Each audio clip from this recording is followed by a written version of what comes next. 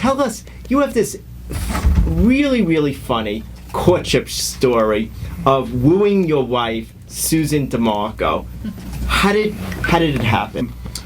I married the girl next door, literally.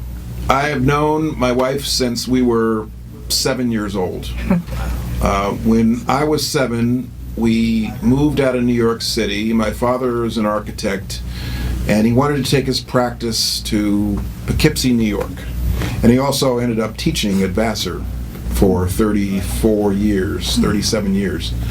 And we moved next door to the DeMarco family in Wappingers Falls, New York. So I was 14 Edgehill Road, and they are 15 Edgehill Road.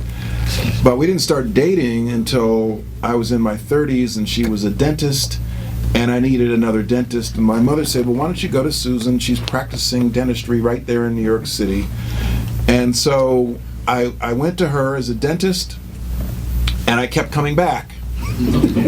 Even when I didn't have to. I learned the virtues of cosmetic dentistry. And I kept asking her out on a date, and finally after 2 years she said yes.